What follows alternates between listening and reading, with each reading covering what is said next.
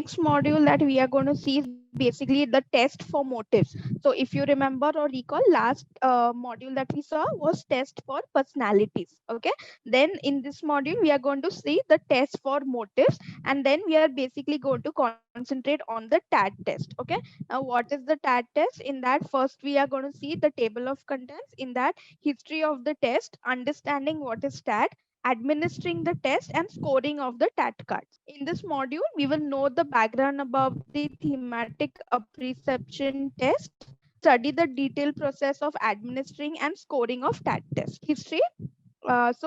Thematic apperception test, that is a TAT, is a projective personality test in which a person's patterns of thoughts, attitude, observational capacity, and emotional responses are evaluated on the basis of responses to ambiguous test materials and hypotheses. Basically, like how we had the inkblot test, where you are giving them a picture and trying to understand how imaginative they are, what all they are able to see.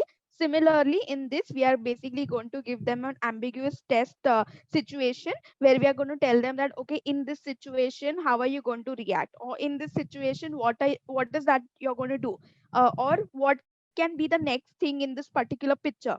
Then whatever answers they give, from that we can basically understand whether this person is like all positive, or this person has, negative thoughts always, or this person is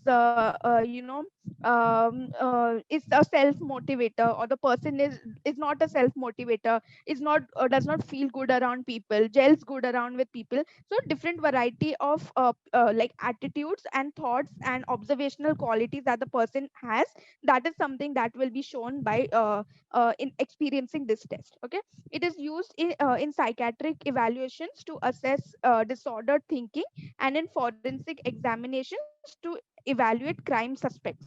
History of it: the TAT was developed by Henry Murray of Harvard University with the assistance of Christina Morgan. Murray established detailed test protocols with choice of protocol determined by age and sex of the respondent. If you remember, when we were talking about the inkblot test, Henry Murray was one of the scientists who was even responsible for the like the inkblot test, where you could understand what the person can think, what are the observational characteristics of the person.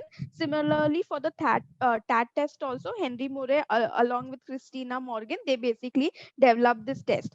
Now, all respondents were basically asked to provide an imaginative story based on the picture cards. So some cards were shown to them which had some pictures, and they had to create a story. How imaginative a person is, what is the positive thinking that the person has, how much of negative thinking the person has, or how much the person is more optimistic in nature, how much the person is more empathetic. So all this could be related according to the cards that were shown to them, and if there were any answers asked according to those cards, if there were any questions asked depending on the cards, what are the answers of this. And also this test basically helped us to understand about that.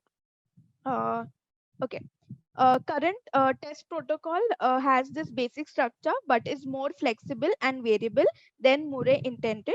The primary intention of this test is interpretation of clinical judgment.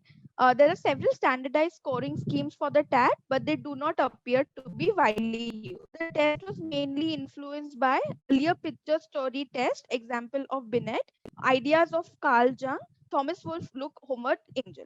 Editions of the TAT. So most of the development work on the TAT occurred within 10 years of its introduction in 1935. Series of A, B, C, and D, selection and preparation of images for inclusion in the TAT, selection of images from the arts and popular media.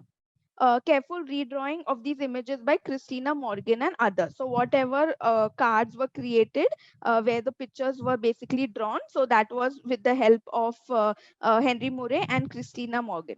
Okay.